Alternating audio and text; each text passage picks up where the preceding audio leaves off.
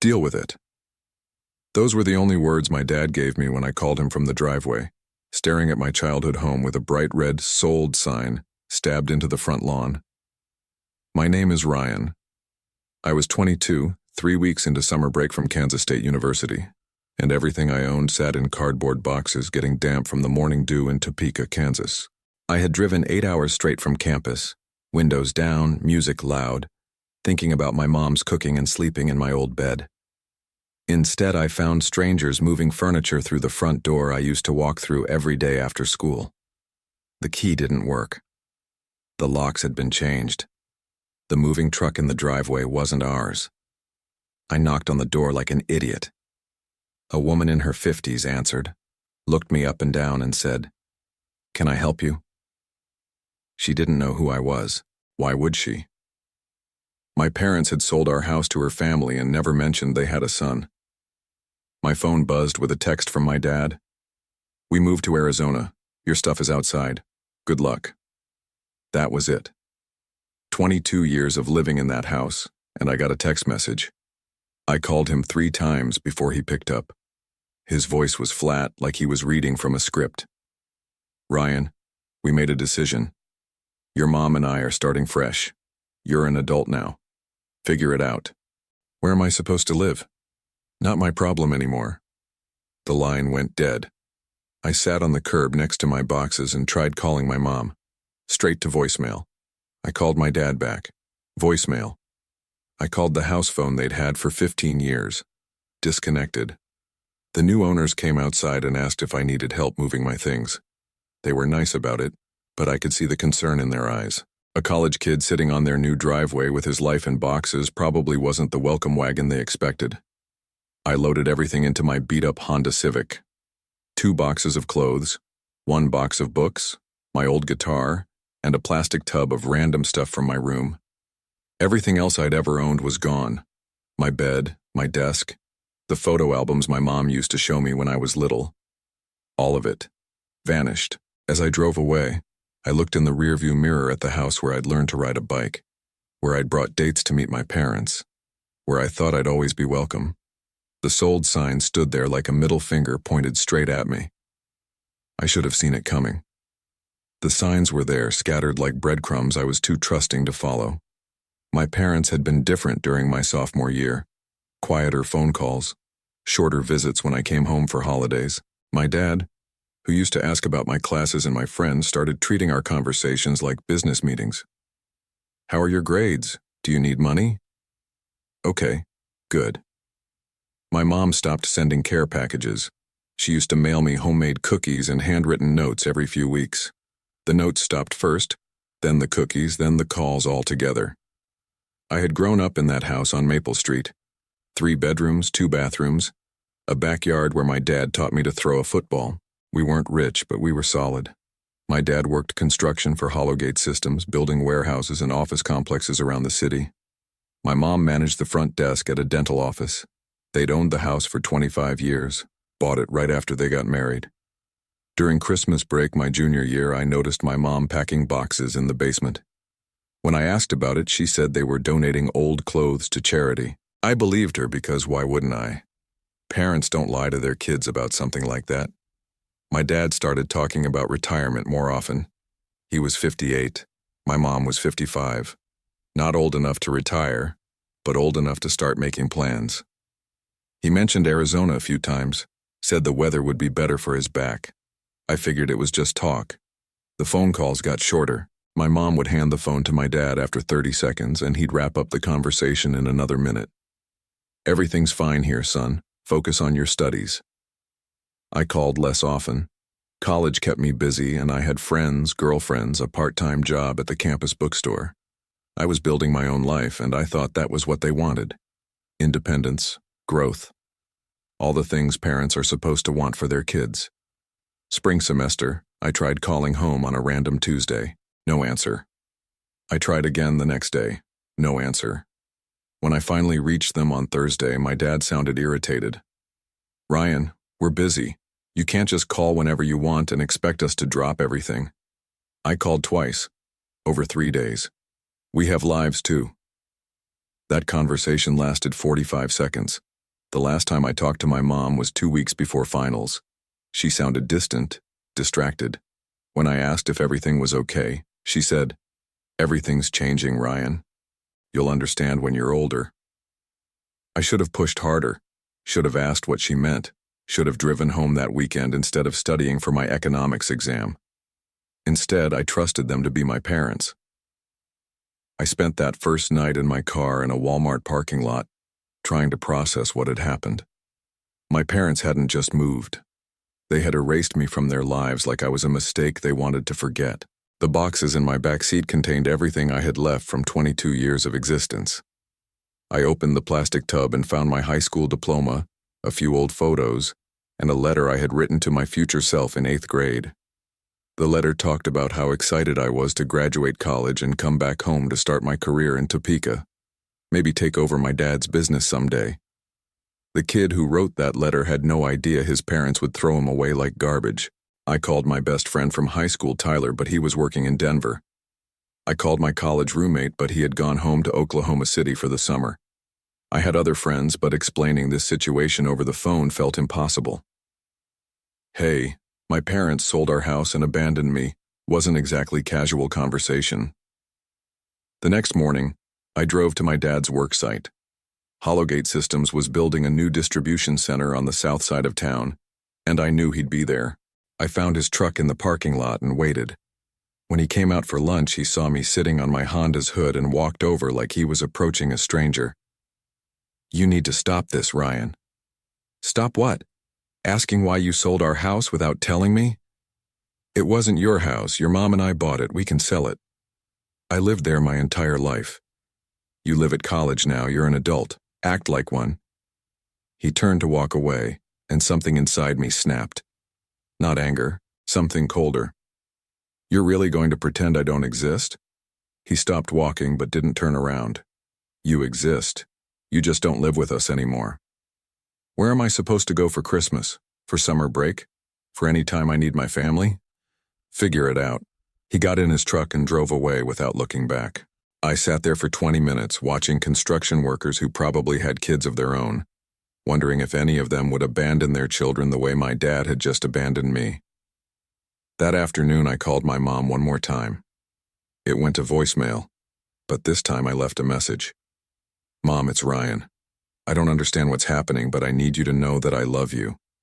If you change your mind, if you want to explain why you did this, you have my number." She never called back. I deleted their numbers from my phone that night. If they wanted to pretend I didn't exist, I'd return the favor. I spent the rest of that summer couch surfing and working double shifts at a restaurant in downtown Topeka. My plan was simple: save money, finish college, and build a life that didn't depend on anyone who could walk away from me. Senior year flew by in a blur of classes, work, and careful budgeting. I graduated with a degree in business management and a job offer from Velricon Holdings, a supply chain company based in Kansas City. The salary was decent, enough to rent a small apartment and start building something stable. For 2 years, I kept my head down and worked. I made friends with my coworkers, dated a woman named Jessica for 8 months, and slowly convinced myself that I was better off without parents who could abandon their son without explanation. But late at night, when the apartment was quiet and I had nothing to distract me, I wondered about them. Were they happy in Arizona? Did they ever think about me? Did they regret what they'd done? I never tried to contact them. Pride, maybe, or self-preservation. Either way, I let the silence stretch into years. Then, in October of my second year at Velricon, I got a call from a number I didn't recognize. Arizona area code. "Ryan?" The voice was older, shakier than I remembered, but unmistakably my mom's. "Mom?" "Ryan, I'm so sorry. I'm so sorry." She was crying. In 24 years, I had heard my mom cry maybe 3 times and never like this. "Where have you been?" The words came out harder than I intended. "Ryan, your dad is sick. He's been sick for 2 years. Cancer. The doctors say he has maybe 3 months left." The phone felt heavy in my hand. "What?" "We sold the house to pay for treatments. We moved to Arizona because there was a specialist here, a clinical trial. We spent everything we had and it's not working." Why didn't you tell me? Your dad wouldn't let me. He said you were starting your life, and he didn't want you to waste your 20s watching him die. I sat down on my couch trying to process what she was telling me. So you just decided to cut me out completely? It was wrong, I know it was wrong. But your dad, he's stubborn and he was scared. He was scared you'd drop out of college to take care of him. He was scared you'd give up your future for a man who was already dying. That should have been my choice. I know. Her voice broke. I know. And I'm sorry. I've wanted to call you every day for 2 years, but he made me promise, and now, she started crying again. Now he's asking for you. He wants to see you before he dies. My dad, who had told me to deal with it and driven away from me in a construction parking lot, wanted to see me. The man who had erased me from his life like I was a mistake was asking for forgiveness on his deathbed. Ryan, please. I know we don't deserve it, but please come home. Home. She still called it home even though they had sold the only home I'd ever known and left me with cardboard boxes in a stranger's driveway. I need to think about it. I understand. I'll send you our address, and Ryan, I love you. I never stopped loving you. After she hung up, I sat in my apartment for 3 hours, staring at the text message with their address in Phoenix. Part of me wanted to delete it and pretend the call never happened. They had made their choice 2 years ago. They had decided I wasn't worth including in the biggest crisis of their lives. But another part of me, the part that still missed having parents, wondered if maybe there was something worth saving. I called my boss and requested time off. I didn't know if I was making the right decision, but I knew I couldn't live with myself if I didn't try. The address led me to a small apartment complex on the outskirts of Phoenix. The Arizona heat hit me like a wall when I stepped out of my rental car, but it was nothing compared to the shock of seeing my dad. He had lost maybe 50 pounds. His face was hollow, his skin gray, and his hands shook when he tried to lift a glass of water. The man who used to work construction 12 hours a day and still have energy to throw a football with me in the backyard was disappearing before my eyes. Ryan. His voice was barely above a whisper. You came. Mom called. He nodded, and I could see tears forming in his eyes. I didn't think you would. We sat in their tiny living room, surrounded by furniture I recognized from our old house. The couch where I used to watch football with my dad. The coffee table where my mom used to set out snacks when my friends came over. Pieces of our old life, transplanted into this foreign place. Why didn't you tell me? I asked. My dad closed his eyes. Because I was a coward. That's not an answer. Ryan, when the doctor told me I had stage 4 pancreatic cancer, the first thing I thought about was you. You were 20 years old, just starting to figure out your life, and all I could think about was how this would destroy everything you were building. So you decided to destroy it anyway by abandoning me? I thought if we made a clean break, if we let you think we didn't want you around, you'd focus on school and your future, instead of wasting your time watching me die. My mom sat quietly in the kitchen giving us space to talk, but I could see her shoulders shaking. You took away my choice, I said. You decided what was best for me without asking what I wanted. I know. His voice cracked. I know, and I've regretted it every day since, but Ryan, look at me. Look at what this disease has done. You think I wanted you to see me like this? I think I wanted the chance to be your son. That broke him. My dad, who had always been the strongest person I knew, started sobbing. Deep, ugly sobs that seemed to come from somewhere beyond grief. I'm sorry, he whispered. I'm so sorry, Ryan. I thought I was protecting you, but I was just a scared old man who didn't know how to be sick. We talked for hours. He told me about the treatments, the false hopes, the moments when the doctors thought they might have stopped the cancer, and the crushing disappointment when it came back worse than before. He told me about lying awake at night wanting to call me, wanting to hear my voice, but convincing himself that my silence meant I was better off without them. My mom told me about the 3-12 missed calls on their voicemail. Every week for 2 years, she had wanted to break her promise and call me. Every week, my dad had reminded her that they had made their choice and needed to stick with it. We never stopped loving you, she said. We never stopped being proud of you. We just stopped knowing how to be your parents. When I left their apartment that night, I didn't know if I could forgive them. The damage they had done, the trust they had broken, wasn't something that could be fixed with apologies and explanations. But I knew I couldn't walk away again. Not while my dad was dying, and not while there was still a chance to save what was left of our family. I took a leave of absence from work and moved to Phoenix for 3 months. The company wasn't thrilled, but my supervisor had lost his own father the year before and understood what I was going through. Those 3 months were the hardest and most important of my life. My dad was getting worse every week. Some days he could barely get out of bed. Other days he had enough energy to sit outside and tell me stories about his childhood, about meeting my mom, about the day I was born. We talked about everything we had missed over the past 2 years and everything we would miss in the future. I learned things about my parents I had never known. My dad had grown up poor, the son of a factory worker who drank too much and a mother who worked 3 jobs to keep food on the table. He had joined the military right out of high school, served 4 years, and used his GI benefits to learn construction.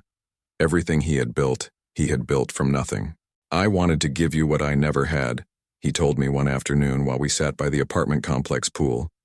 "A stable home, parents who were there, a foundation you could build on."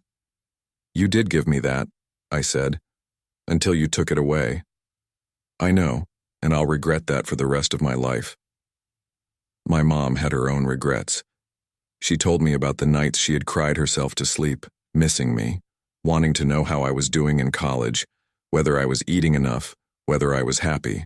She had fought with my dad about the decision to cut contact, but she had eventually agreed because she trusted his judgment, and because she was scared too.